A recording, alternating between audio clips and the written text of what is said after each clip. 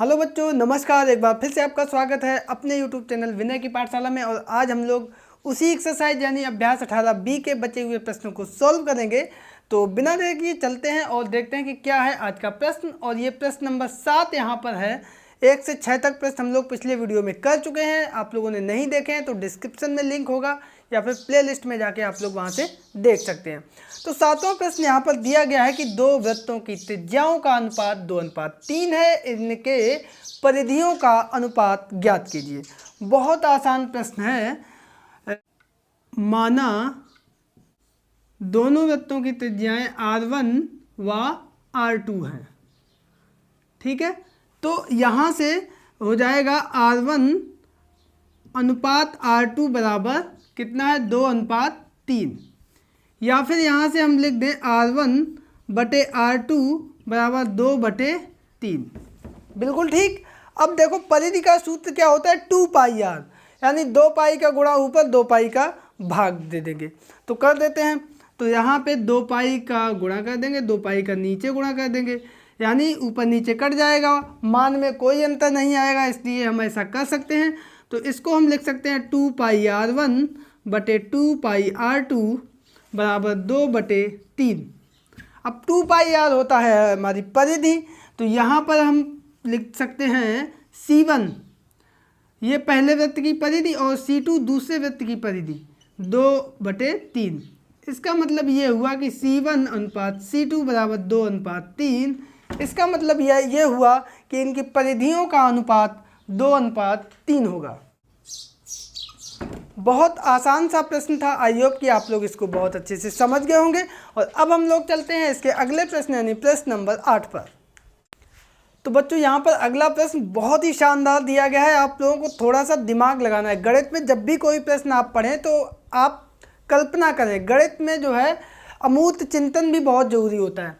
तो देखो क्या है कि एक वृत्ताकार घास के मैदान के आर पार जाने के दो रास्ते हैं, एक व्यास से होकर और दूसरा परिधि से होकर।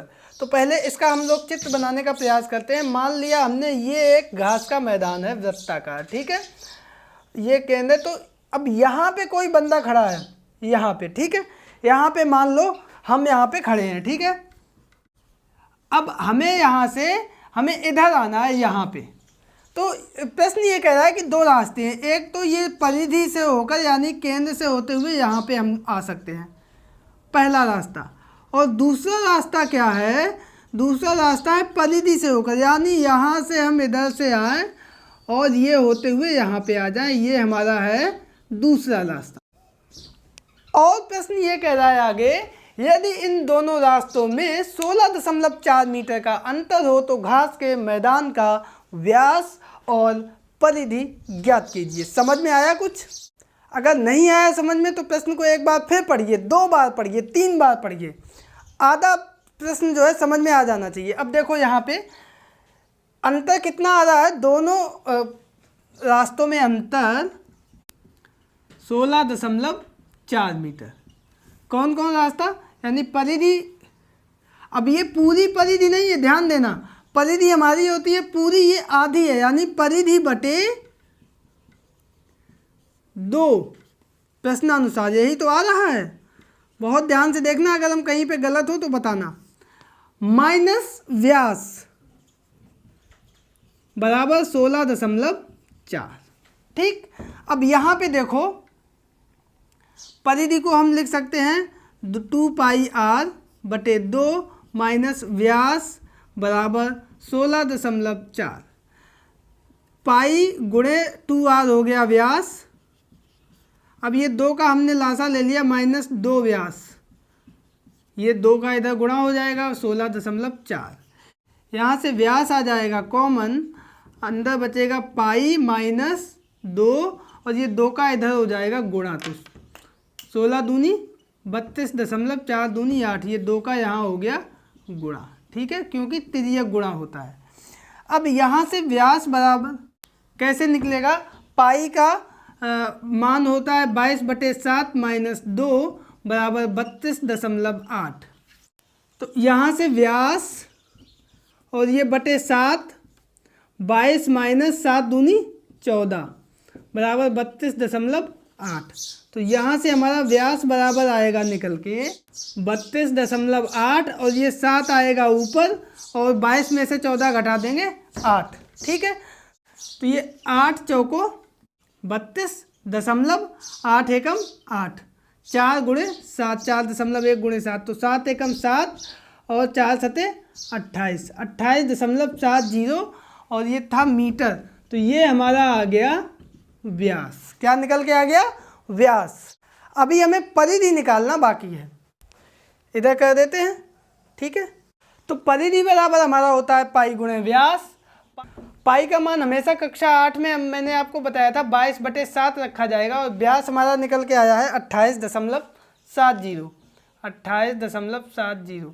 7 का दे देंगे भाग, 7 चौको 28.7 एकम 7 0, 22 का 41 में कर देंगे गुणा, तो 22 एकम 22 की 2 हाथ से लगा 2, 22 चौको 88 और 2 90, एक अंक बाद दशमलव है, एक अंक बाद दशमलव लगा दिया, ये 0 है, ये 0 आ गया, तो 90.20 मीटर इसकी आ गई परिधि और व्यास आ गया था 28.70 मीटर।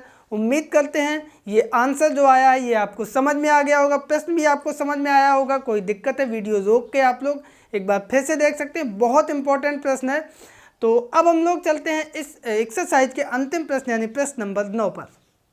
तो बच्चों यहाँ पर हमारा 9वां और अंतिम प्रश्न है कि पृथ्वी की भूमध्य रेखा की लंबाई यानी परिधि इकाई, ढाई, सैकड़ा, हजार, 10,000, 40,000, 40 किलोमीटर है। यदि इस रेखा के ऊपर 7,000 किमी की ऊंचाई पर एक स्पुतनिक लगाकर उड़े तो पृथ्वी का एक चक्कर करने में उसे कितनी दूरी तय करनी पड़ेगी। तो सबसे पहले आप ये इमेजिन कीजिए कि पृथ्वी का ग्लोब आपने देखा होगा कैसा होता है, गोल होता है ना पूरा। तो जो भूमध्य रेखा की लंबाई है यानी बीच में एक धागा हम अगर ऊपर लपेटे तो वो होगा पूरा। ठीक है, तो मान लो वो धागा हमने ये लपेटा इस तरीके से। ठीक है, तो ये हो गई हमारी भूमध्य रेखा। ठीक है, अब एक स्पुतनिक लगेगा यानी ये मान लो लगा और ये कितना है 7,000 किमी। अब यहाँ से अगर कोई उड़ेगा तो पृथ्वी का चक्कर कैसे पूरा करेगा, ये इस तरीके से। ठीक है, ये इस तरीके से पूरा पृथ्वी का चक्कर। अब यहाँ पे आप ये इमेजिन करना इस तरीके से कि ये बोर्ड नहीं है, यहाँ पे ये ग्लोब है, ये अंदर और बाहर निकला हुआ पूरा 3D में ग्लोब है और उसके चारों तरफ ये चीज़ें हैं।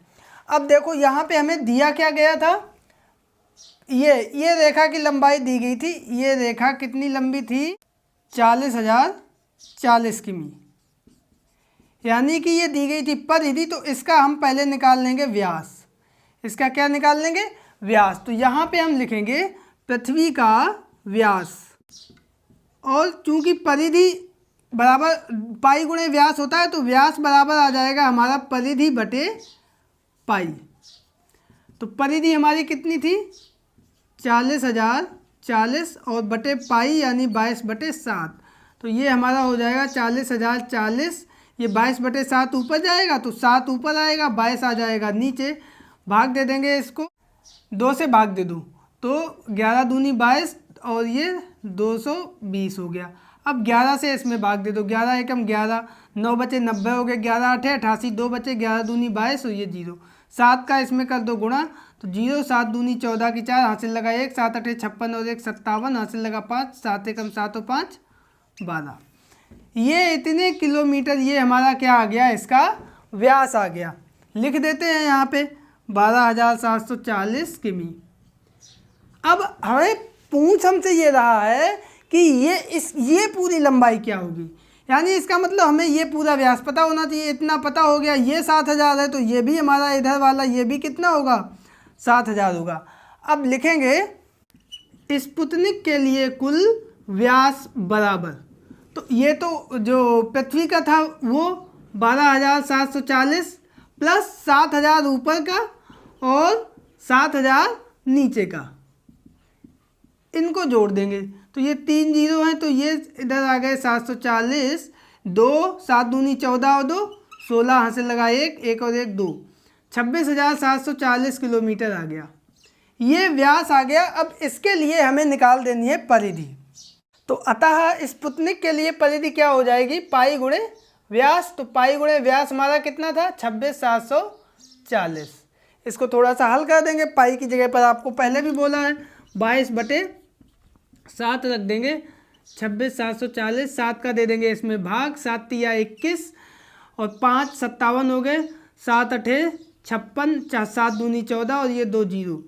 इसमें हम कर देंगे 22 का गुणा, तो ये हमारा हो जाएगा 0। 22 दूनी 44 की 4 हाथ से लगा 4 और 22 अट्ठे और 176 और 4 हासिल के 180 में 0 आ गया, बचे 18। ठीक है, 22 तिया 66 और 18, 8 से 14 4 हासिल लगा 1, 6 7 1 8। इतने किलोमीटर आया हमारा परिधि स्पुतनिक के लिए और यही आ गया इसका आंसर। तो ये था प्रश्न नंबर 9। आई होप कि आप लोग इसको समझ गए होंगे। कोई अगर समस्या है, कहीं पे कोई दिक्कत है तो आप लोग कमेंट करके हमें ज़रूर बताएं। तो इस वीडियो में इतना ही। मिलते हैं कल से एक नए वीडियो और एक नई एक्सरसाइज के साथ। तब तक के लिए नमस्कार। और हाँ, दोस्तों के बीच में शेयर करना बिल्कुल भी मत भूलें। आप लोगों के साथ में जो आसपास आप लोगों के बच्चे पढ़ते हैं उनको भी बताएं इस चैनल के बारे में, जिससे कि आप लोग घर बैठे निःशुल्क होने वाली इस पढ़ाई का लाभ ले सकें। बहुत बहुत धन्यवाद।